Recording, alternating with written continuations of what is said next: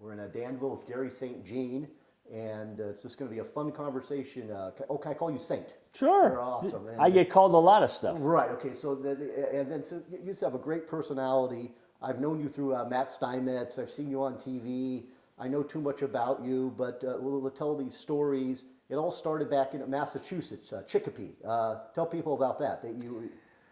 Well, it was a great place to grow up in Western Massachusetts. Chicopee's the home of Spalding, the NBA basketballs, and it's next door to the Springfield Hall of Fame. A town of about 60,000, and loved growing up there and went through the public schools, had a pretty good athletic career, and decided I wanted to get into coaching and went to Springfield College, which was in those days considered, with Ohio State, considered the top 2 physical education schools in the country. And it was a great opportunity to learn an awful lot about the game and about physical education in general, and that kind of steered me in the direction of teaching and coaching. Right, but then you had a very opportune meeting, like 72, 73 with some Celtics. Yes. Tell people about this. Well, after blowing my knee out, I wasn't able to play anymore in college. I still loved the game, and I wanted to be involved, and I thought coaching would be the area I wanted to get into. And so with that said, I applied for the freshman job at my old high school at Chicopee High, wound up getting the varsity job. I was 21, and we turned it around from a team that was 2-20. We won like 16 games the first year. So a state representative took us to the State House. We saw the Celtics, and that's with John Havlicek, Dave Cowens, Sat Sanders, JoJo White, Don Chaney. But Don Nelson was the key guy, along with Sat Sanders. The young guys were able to get their pictures taken before the game with the players, and Don Nelson and Sat Sanders said, if you have any players that would like to go to camp, get in touch with us, and if you'd like to work our camp, we'd love to have you. Well, my ears went up like a German shepherd when I heard that, and that was the beginning for me of knowing people in the NBA. Right, and then I'm trying to think. You're a coaching there at Chicopee, Yep. and then when it was, did you Nellie?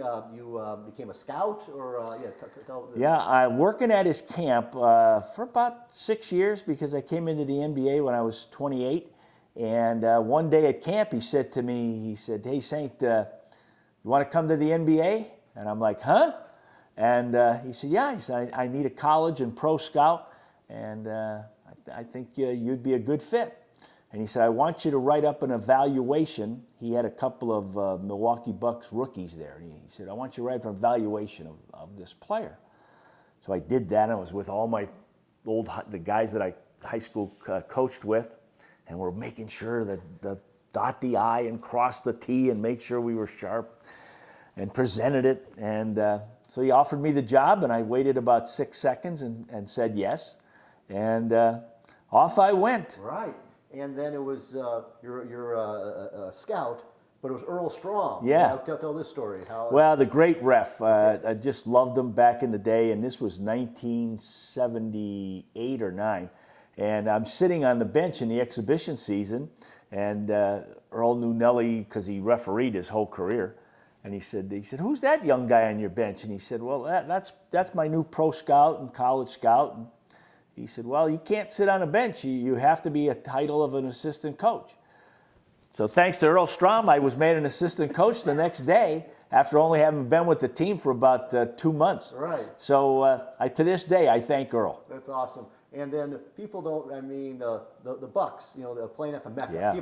People don't even know about the Mecca. Go ahead, and tell people about this. Well, the Mecca was kind of like the Portland Trailblazers arena. It held about 11 or 12,000. It was just a great family atmosphere with the organist and all this. And it was right downtown Milwaukee Exhibition and Convention Center. And there was just a bond there. We had a great team. And we had the likes of Bob Lanier, Quinn Buckner, Brian Winters, Junior Bridgman, Sidney Moncrief, Marcus Johnson. So we had some guys who were fabulous players. And year in and year out, we'd at least win 50 games. I was there 6 or 7 years. We never won less than 55. Right. The only problem is there's that guy named Julius Erving with Philadelphia, and he had some partners with him, with Maurice Cheeks, Tony, and Moses Malone. And then up there in New England and Boston, Larry Bird came aboard with Kevin McHale and Parrish and all of those guys. So we were like the hidden team in the Eastern Conference. And if you were lucky enough to get out of the East, then you'd wind up facing Kareem and Magic in the West. So it was the NBA had some great teams back then. Right, and maybe also talk about like road trips. Where were some of the toughest places to play with fans? And well, obviously Boston was tough. Okay. And when I went there, it was a very sentimental experience. I remember the first time I went there and the national anthem, I'm standing there and I'm kind of pinching myself. I can't believe here I am. And but they were loyal. In the old Boston Garden, 13,909 was the sellout. And they got on you pretty good. They loved Nellie. They loved Don Nelson, always gave him a big cheer. Of course, big problem for me was getting tickets for all family and friends. Right. But they were great. And then you went around the rest of the league. It was extremely special to go to Madison Square Garden. Okay. When you walked in there, you took the elevator up to the 6th floor, and you walked down the hallway to the locker room, and they had pictures of all of the most famous events, whether it was an Ali fight against Frazier, whether it was Barbra Streisand or Neil Diamond, both Brooklyn people performing there. It was amazing. And the great Knick teams with Bill Bradley and Frazier and Phil Jackson and those guys. So you'd go on the court and it was like a who's who at the game. And you'd look around and you'd say, wow. So those were the two best in the East. And obviously when you went out West, when you went to L.A., Walter Matthau would be there, Barbra Streisand. You go on and on and on. Great crew. And Pat Riley had it going there. Yeah. It was a special environment. Right. And what about this obscure one? People don't forget the old Hemisphere Arena in San Antonio. Well, that was great because they had what they called the baseline bums, and they'd really lower the prices for all the military people to come. And these guys would come, predominantly Air Force guys, and they'd be in their dress uniforms, and they'd look so nice. And all of a sudden, they'd start ranting and raving and going crazy. And that was George Gervin's days with Mike Mitchell and Artis Gilmore and those guys. They had a heck of a team. So we used to love going down there. It was a great atmosphere. Right. Not a whole lot of defense was played in San Antonio. No, but George Gervin had a great story for Cotton Fitzsimmons, the old coach. Sure. He said, Cotton said, George, I need you to play a little more defense. He said, well, Cotton, he said, if I get my 35 and my guy gets 25, then we're going to wind up, that's 10-point differential. We're going to win by 50. Yeah. I'm giving it to you every night. Gervin did go to college a couple years, I think. So, yeah. Bright guy. Yeah, okay, exactly. I'm trying to think what else. I'm just fascinated with the NBA in the 80s. People now are making millions of dollars. The teams are worth billions. Like when you got to the Bucks, how many employees were there? I mean, wow, there weren't a lot. We fit in a very small area. There were probably 3 people working in tickets. You had an accountant. Nellie had a secretary. There was a business vice president. I comprised the scouting, and there was 1 or 2 other assistants, so we wound up being 3 guys. Okay. And we had a PR guy, and that was about it. Right, exactly. And now we're looking. Oh my gosh! The Warriors have hundreds of people working for them. I mean, they really do. We have to figure out what some of these people are doing. Well, I used to kid with people. I see them and I said, "Thank God I'm not coaching now because I wouldn't be smart enough to direct all these assistant coaches as to what the heck to do." Exactly. It's amazing what goes on now. Yeah, I'm trying to think about. I do this show. My brother helps me out, and he gave me a good, just a very simple question. Well, give me your favorite Nellie story. I mean, or maybe 2 of them. Oh gosh. I mean, you guys probably had too much fun.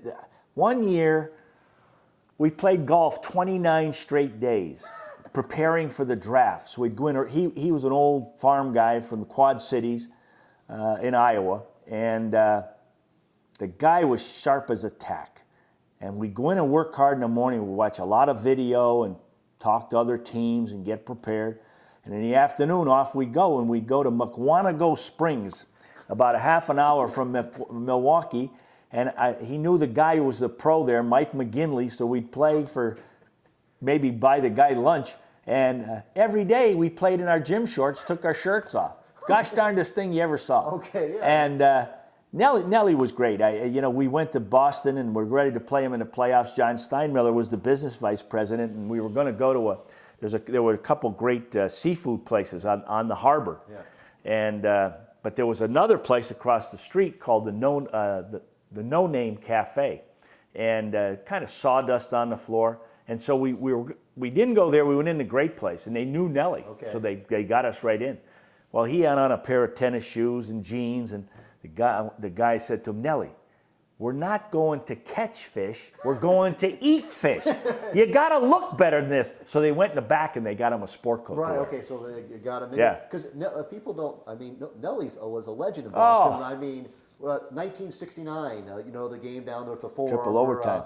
Yeah. The Lakers put together that team with a Chamberlain, West, and Baylor to Yeah. finally beat the Celtics, and then somehow Bill Russell somebody brings it to the locker room. They have like this little thing. What's going to happen afterwards? They have the balloons up. Chick Hearn. Yeah. See. Yeah. Chick Hearn's going to interview Jerry West, Elgin Baylor, and Wilt Chamberlain in that order.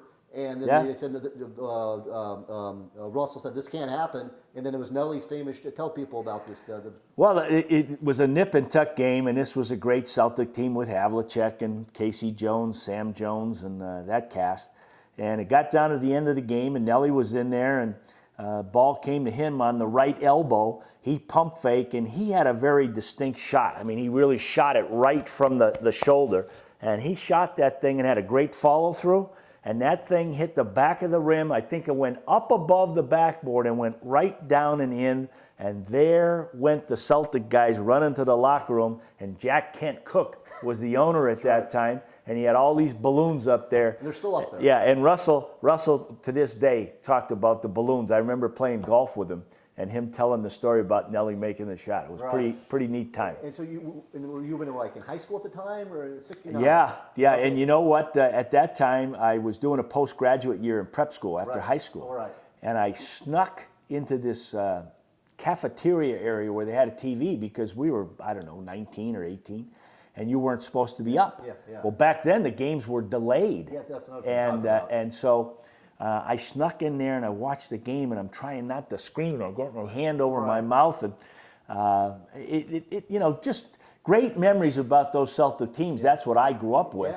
Yeah. And Bob Cousy, Tommy Heinsohn, all these guys, all the numbers, 17 championships. Yeah. And through Nellie, I was very fortunate to meet just about every single one of them. Oh. And what great guys. That's right, because you would have watched them as a kid. Yeah, and then I was coaching with Nellie with the Bucks, and we'd go back to Boston or wherever they were around the country. We'd always get together, and some really, really special people.